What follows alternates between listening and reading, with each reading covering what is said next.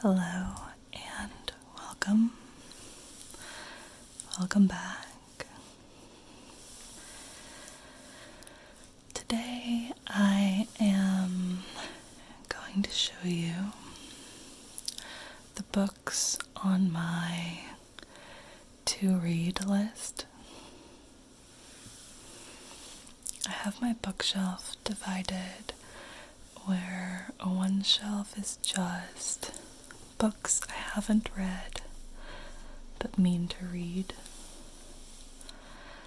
These books are either gifts that were given to me, mostly by my dad, or books that I found in my family's old boxes of books when my dad moved. So some of them I think my siblings read for school. And then a couple were books that he was going to send to the thrift store that I just sort of grabbed. So it's a random collection of books. Yeah. And some of them I'm more eager to read than others. So let's get started with one that my dad gave me. This is The Order of Time by Carla Rovelli. And it is a physics book. Almost all the books my dad gives me are physics books, which is funny. I am a scientist, I'm not a physicist, but I think this is what he is interested in. So I did start this book. Let's see. Why do we remember the past and not the future? What does it mean for time to flow? So this is just all about time as a concept, and I read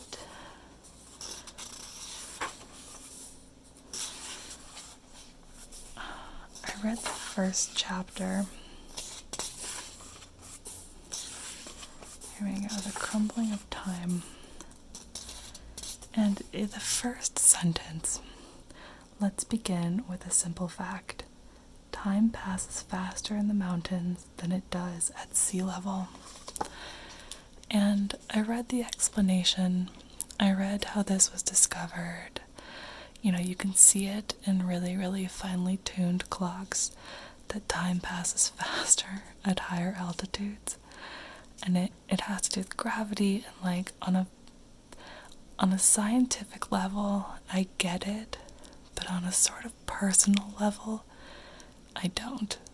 And I thought about this for so long. I read this chapter years ago, and occasionally I still think about it, and I'm like, time passes faster in the mountains. Does this mean on a very minuscule level that my head is older than my feet? No, so I can't. So I would like to eventually read this. The style was good, which, some science books, sometimes they're not. But I don't know, maybe it took me years to digest one chapter and I still feel uncomfortable with it. Who knows if I'll ever read it. Okay. And then this one. This is one that I think, this is called Cry the Beloved Country. I think my sister read this for school. You can see it's been well loved, possibly, definitely got water on it. An immediate worldwide bestseller when it was published in 1948. Alan Patton's impassioned novel about a black man's country under white man's law is a work of searing beauty. Cry the Beloved Country is the deeply moving story of the Zulu pastor Stephen Kumalo and his son Absalom, set against the background of a land and a people riven by racial injustice. Remarkable for its lyricism, unforgettable for character and incident, Cry the Beloved Country is a classic work of love, hope, courage, and endurance, born of the dignity of man. Alan Paton is one of South Africa's greatest writers. It's the most famous and important novel in South Africa's history. So, I don't know, that sounds good to me. But yeah, I definitely think this was a school book for my sister.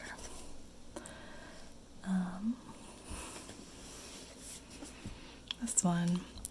This is Ernest Hemingway, The Sun Also Rises. I don't know if I'll ever get around to reading this. Isn't the cover beautiful? They've got this woman in one of those bonnets from the 20s. I love those hats. And behind, it looks like a dead bull, which is this, let's see.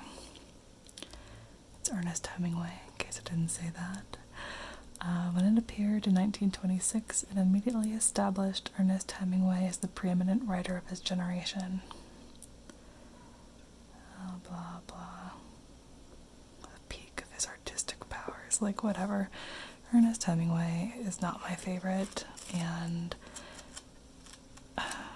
you know, after reading about him as a person, I have trouble with him. And the friends that he traveled with, for that matter. But I think my mom really loved this book. This might actually be her book. So, I don't know, maybe I'll read it. I mean, he really loves the short sentences, doesn't he? Probably wouldn't take that long to read. It's only 250 pages.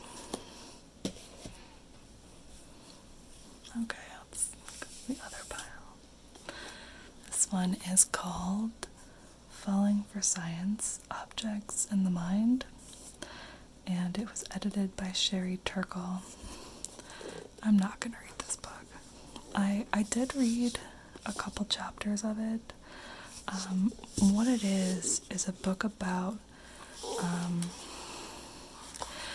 it's a collection of essays from different scientists about science and why they love it. And as I mentioned, I am a scientist, but I do love science too. I really loved being a scientist. And you know, I'm not going to be a scientist for very much longer, and so reading why other people love the subject, especially given that these were all written in the 80s and 90s, like, I think it would be harder to have this written by people today, people of my generation, because while we might love science and the work and learning and the mysteries of the universe, it's really hard to love science in today's academia. So, I'm not gonna read that probably. Okay, here's another novel. This one I borrowed. I borrowed it from my uncle, who has a really nice book collection. And I saw Salman Rushdie give a talk at my university, and I really liked what he had to say. He was talking about fiction and fairy tales and how currently, like the current book business or books for adults, people really focus on nonfiction. Like, we're just in a trend right now of people reading a lot of nonfiction. And he was arguing that fairy tales are good for people and they're good for adults too. It was a really nice talk. This book is called Midnight's Children. It's like pretty thick. How many pages is this? It's like 600 pages. And I didn't get very far at all. Page 9, incredible. And the reason that I kind of tapped out is because it's written in the first person. And I just don't like books written in the first person. Maybe in particular. Because often I've found, and maybe, I mean, Salman Rushdie, he's like a famous author, right? So maybe he doesn't do this. But I've found that books written in the first person, the narrator often doesn't have, like, as obvious or as strong of a personality. I find they're often boring. So I don't like them very much. And I remember opening this book and realizing it was in the first person and having this kind of like sinking feeling of, oh, I'm not gonna like this. And I was thinking like maybe it would change, like maybe just the beginning. And he likes long paragraphs. But no, it stays in the first person. These are a lot of very long paragraphs. So, I don't know. This, I think, is lower on my list of things I would read first. What is this one? This is called The Soul of the World. And I don't remember, I think... Okay, this is going to be another gift from my father that I immediately forgot about.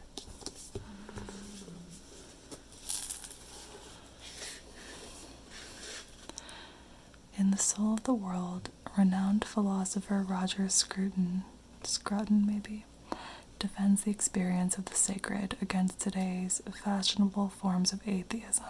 Okay, I do remember receiving this book now. He argues that our personal relationships, moral intuitions, and aesthetic judgments hint at a transcendent dimension that cannot be understood through the lens of science alone. To be fully alive and to understand what we are is to acknowledge the reality of sacred things. Rather than an argument for the existence of God or a defense of the truth of religion, the book is an extended reflection on why a sense of the sacred is essential to human life, and what the final loss of the sacred would mean. So, yeah, I think I was given this book maybe with the other two science books I've shown so far. I do remember he gave me like 3 books once, and one of them he was like, this one's philosophy, to sort of balance out the science. So, I was like, okay, whatever, Dad. I never read it. Although that description sounded kind of nice, I am sort of curious now. So that was a pretty good book flap. Got me more interested than I was at the start.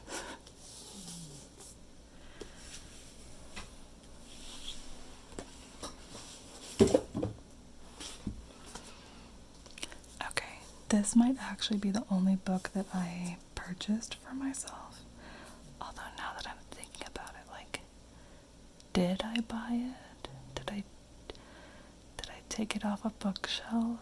Like, where did it come from? Because I know I've had it in my possession for a while. And this is Toni Morrison, Home. And I've kind of been saving this book. I've read a bunch of Toni Morrison books, and I really love her. I love her storytelling. And, okay, see, there's a flap here. Did I take this from someone who was in the middle of reading it? That can't be right. I want to clarify, I don't steal books.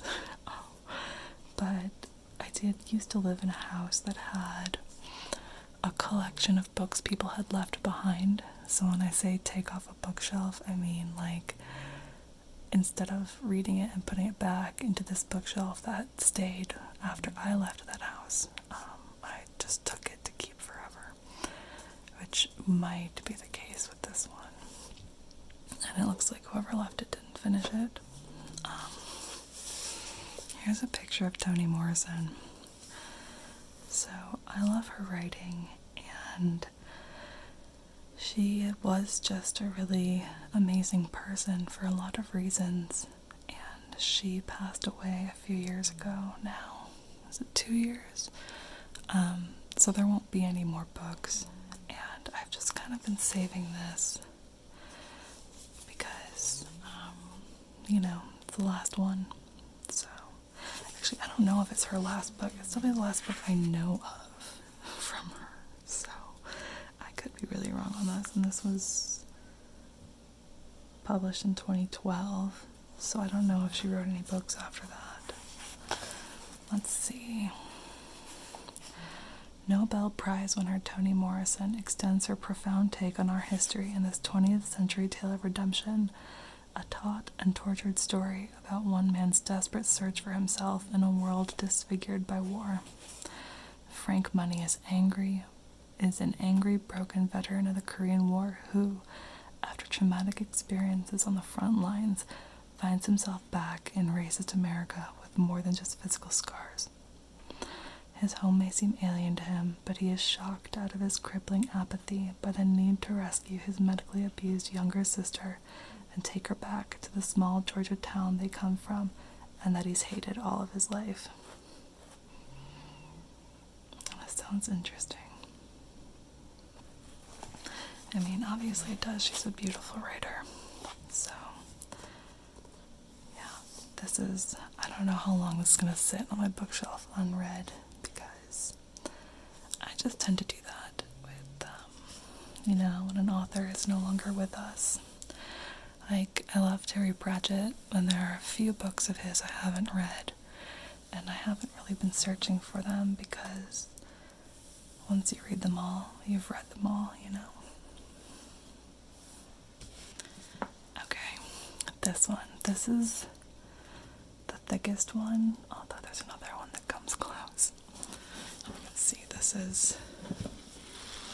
is a book. This is 700, 800 pages. This is from Robert M. Sapolsky, and it's called Behaviour, The Biology of Humans at Our Best and Our Worst. So Robert Sapolsky is a neuroscientist. He has written 4 books now, I think. I've read 2 of them, and then I have this one. And one of them is my favorite science writing I've ever read. I think it was fantastically written, and on a subject that is very interesting. So that one is called Why Zebras Don't Get Ulcers, and it's about chronic stress and modern living. This one, called Behaviour, is about human behavior, and it gets more into like cognitive neuroscience, which is a field I don't like as much as stress biology, for example. But I saw him speak way back in the day, and he left quite an impression. He talks very, very fast, and obviously it was a practiced speech. It was something that he had said many times before, but he talked a mile a minute and didn't make a single mistake. He never stumbled. So that was impressive, and it was smart, and it was funny at times, and very interesting. He's also, he's shorter than I am by a bit.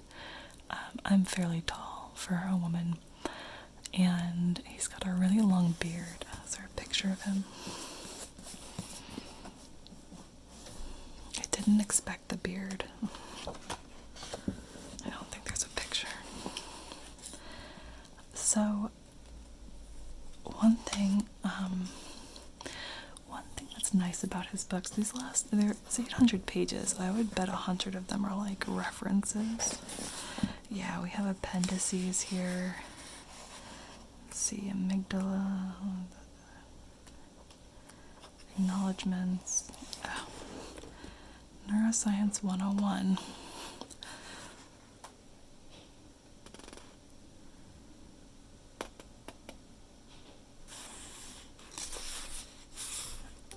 this is nice. He really is doing Neuroscience 101 here. Synaptic communication. I was wondering if he had his sources, because one thing, so here we go, you can see how tiny they are. And for each chapter. So, that's a good thing about Sapolsky and other good science writers, is they have their sources, they have them organized, they include them, you can find what they're talking about. There are other more famous doctors, medical doctors, this guy's a PhD, in the sort of more popular, more famous in the general public where I live, and they write books that have a lot of statements that can't be verified because they don't include any sources, and some of them are just made up. So if you want to buy a book by an MD, I would suggest checking the back to see if they did that, just because even if you don't want to go through and check all their sources, there is some persnickety, cranky person on the internet who didn't like what that person had to write, and they checked the sources. So it's just a good thing to find. And if there's a book about the body or medicine and there are no sources, then I would be suspect of that doctor and their agenda and what they're telling you. But I haven't cracked into this yet. It's so big, isn't it? I am looking forward to it. It's funny, flipping through, I'm suddenly feeling very, very excited about all these books I'm showing you. They've been sitting on my bookshelf for a while, and I'm like, oh man, why haven't I read this yet?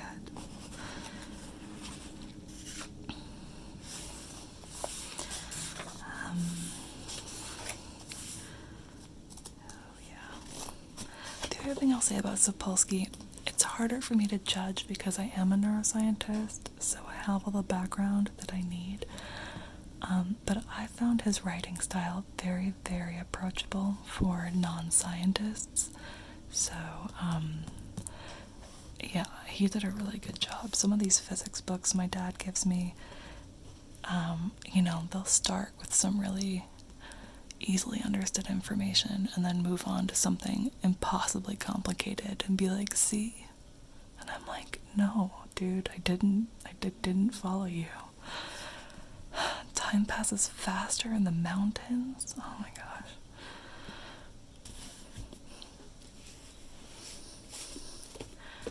Like, so do they have longer days? I mean, I know it's minuscule, I know it's but are all of their days longer? Do they experience more life in one day than I do at sea level? See, I can't read this in a book. I need to have like a personal consultation with a physicist if they want to teach me something. Okay, here is another book called Blackbird House. I have no idea what this is. I think I would have taken this from the pile of books my dad was sending to the thrift store. So let's see. Nestled in Blackbird House, a small farm on the outer reaches of Cape Cod, John Hadley dreams that his family will prosper. Over the course of 2 centuries, many will call this place their home, each linked by the past left between its walls. There is Violet, a brilliant girl who is in love with books, and with a man destined to betray her. Well, that's a bummer.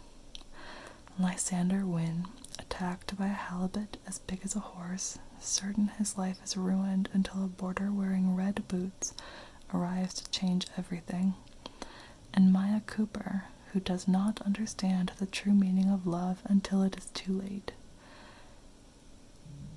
From the late 18th century to the modern day, each generation is connected to the ones before, and to the underlying lessons of love, shattering secrets, and the enduring power of hearth and home. So I do like stories where they connect people over time. That can be really fun. I don't think I love the two women in this story are both like, their stories both appear to be about love, I guess, like romantic love. Maybe they all are. Well, this could be nice. It seems like pretty light reading. Like I could probably read it pretty quickly.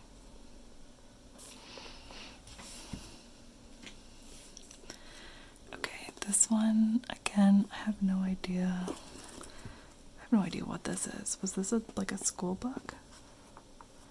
This is nonfiction. This is called A World Lit Only by Fire, which is a pretty cool title, to be honest. The Medieval Mind and the Renaissance Portrait of an Age by William Manchester.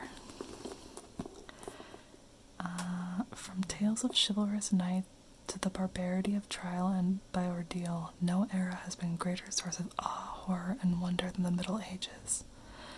In handsomely crafted prose, and with the grace and authority of his extraordinary gift for the narrative history, William Manchester leads us from a civilization tottering on the brink of collapse to the grandeur of its rebirth, the dense explosion of energy that spawned some of the history's greatest poets, philosophers, painters, adventurers, and reformers, and villains in the Renaissance.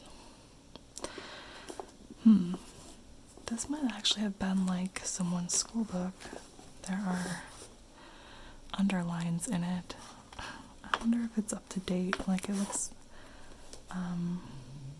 yeah, that's kind of funny. Can't say. This will probably be the back of, I'll read this if I really desperately want to know about the Middle Ages.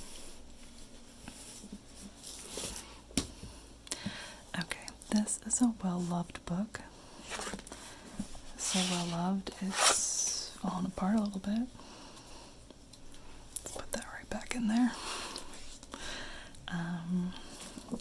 This is called The Fatal Shore, the Epic of Australia's Founding.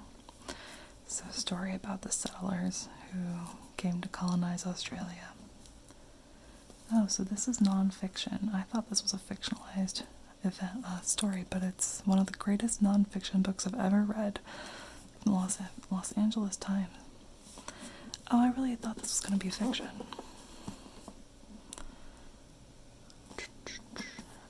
Okay. We're not going to get more details than that.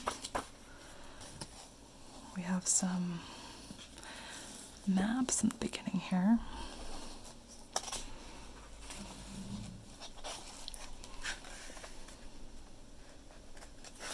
I really don't know much about Australia. I mean, like most people, I know they send their criminals to live there, but I don't really know what happened after that.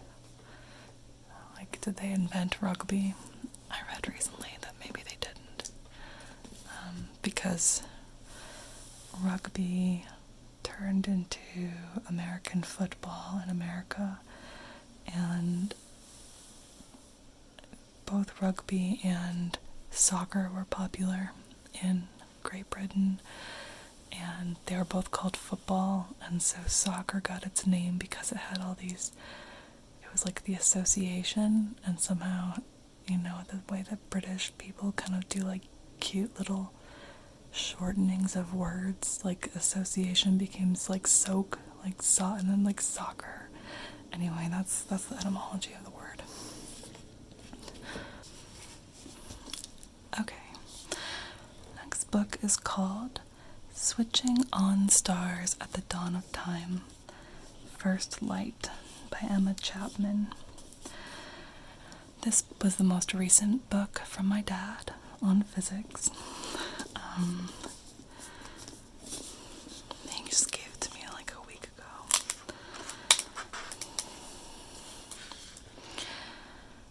Astronomers have successfully observed a great deal of the universe's history, from recording the afterglow of the Big Bang to imaging innumerable galaxies, and even to visualizing the shadow of a black hole.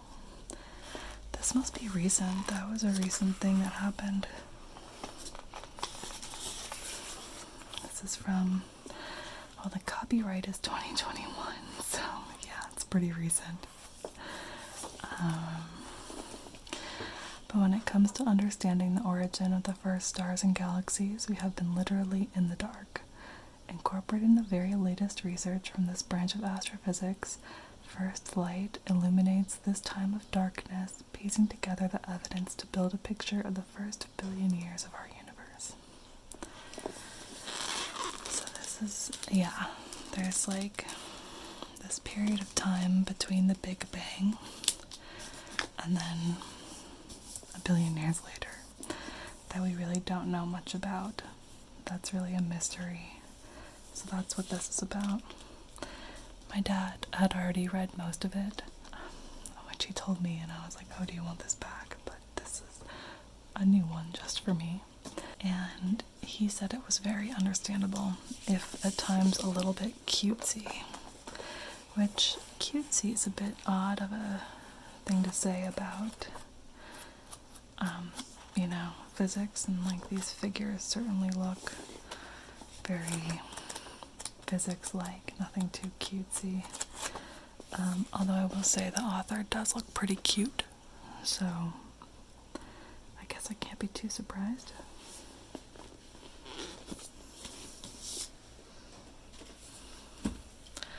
Okay, and now we're moving to books that have been sitting on my bedside table for ages because I've stopped reading at night.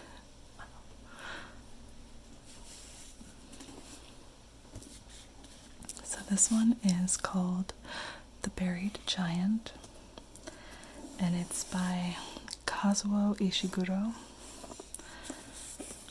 It's got this like goblet,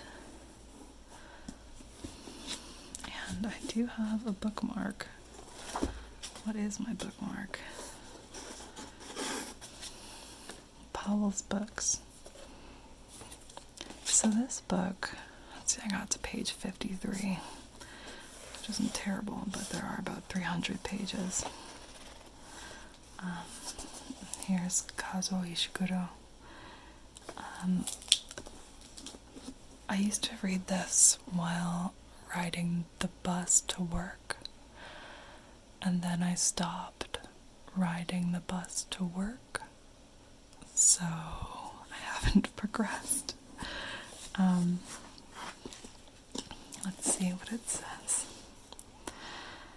The Romans have long since departed, and Britain is steadily declining into ruin. But, at least, the wars that once ravaged the country have ceased. And Axel and Beatrice, a couple of elderly Britons, decide that now is the time, finally, for them to set across this troubled land of mist and rain to find the sun they have not seen for years, the sun they can scarcely remember. This was written in a pretty charming way, but at times it kind of felt like a bit much, is what I remember. I don't really know how to describe it more than that. The style was just like sometimes a bit much. Now this book I might have legitimately stolen. It was from a lending library, and I never intend to go back there. And now I did leave my own book behind, so I didn't just take a book and run. I did leave a book for other people to read. But I did intend to bring it back. I intended to finish reading it, and that never happened, and it's a place I will probably never return to. So, this book is mine now, I guess, or maybe in the spirit of the lending library, I'll give it away. They do have a few of those, like, outdoor libraries in my neighborhood, and I walk the dogs and see them, and they're really cute. Maybe I'll leave it in one of those when I've finally finished it.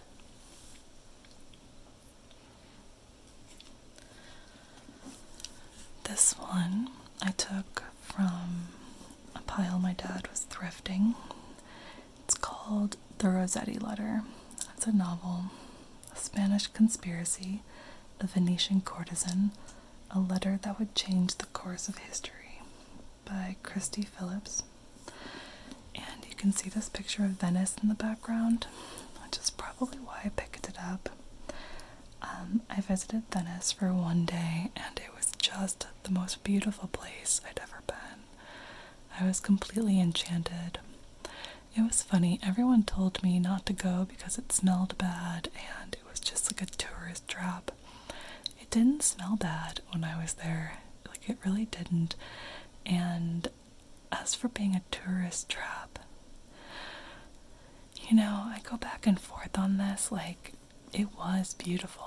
I had a wonderful day. I walked around in the sunshine and I drank like a peach Bellini on a patio and watched the boats go by. I went to this tiny little pop-up museum that they had tried to build all of the works that Galileo had proposed, things he never actually made.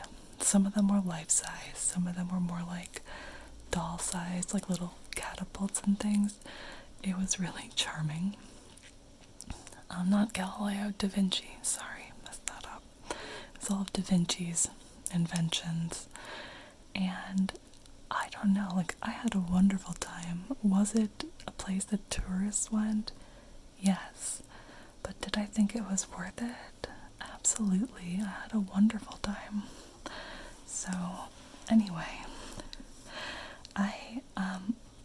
there's a movie that I love called Dangerous Beauty that takes place in Venice, and it's based on a true story of a Venetian courtesan. So that's another reason I was interested in this book. But you can see,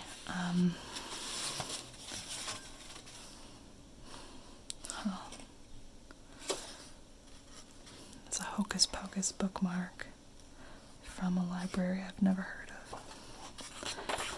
I opened it.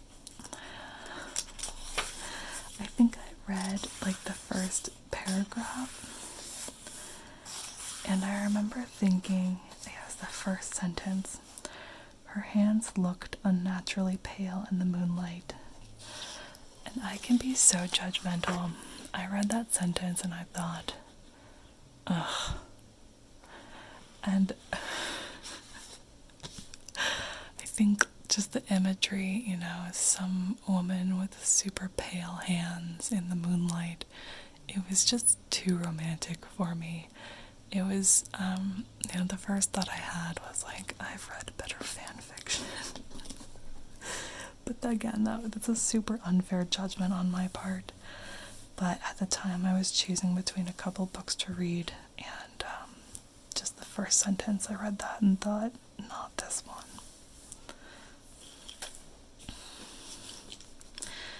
Okay, this book was lent to me by a friend, and I really should finish reading it and give it back to them.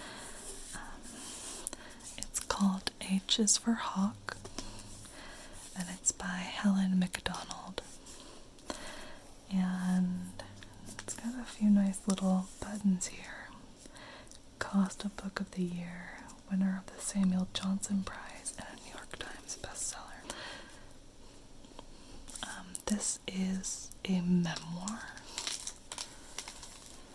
You can see I got 15 pages in.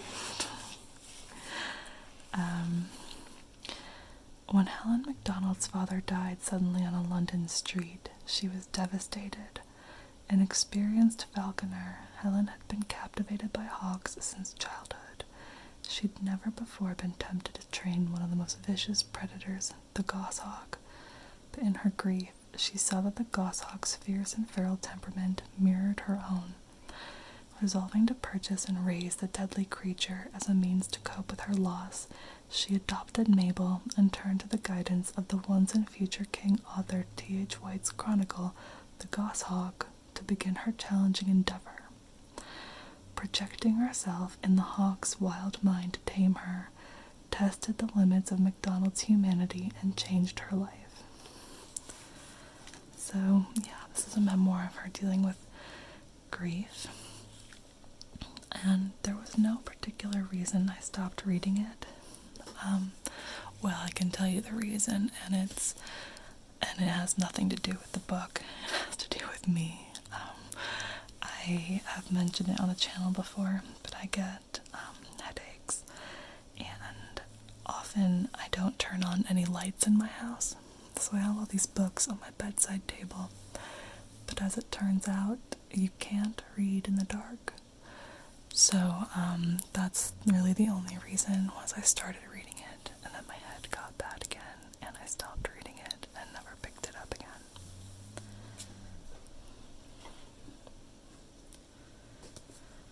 Okay, this one is called White Oleander, and it's by Janet Fitch. It's from Oprah's Book Club. It's got a little dust on it. So I started this book. I actually have no idea what it's about. I didn't get very far.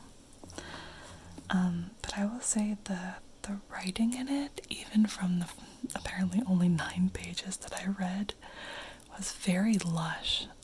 I was very impressed. It was really beautiful. So again, there's no reason that I put this down. I just haven't been reading. And this one was also taken from the pile of books my dad was thrifting. Although I think this one and the other one were probably his wife's books, because I can't imagine my dad reading these. I don't know if he reads a lot of fiction, to be honest. Astrid is the only child of a single mother, Ingrid, a brilliant, obsessed poet who wields her luminous beauty to intimidate and manipulate men. Astrid worships her mother and cherishes their private world full of ritual and mystery, but their idyll is shattered when Astrid's mother falls apart over a lover. Deranged by rejection, Ingrid murders the man and is sentenced to life in prison. Okay, I would not have guessed that this is where that book was going from the first 10 pages, but it does sound good, and the writing was really lush. Like I said, it was just, I don't know, it was gorgeous. So I do hope to one day finish this book. I do hope one day to finish this book along with many of the others. Some of them are less high on my list to finish. But that is my to read list. Did I get all of them? Yeah. So I hope you are fast asleep, lulled by my procrastination on reading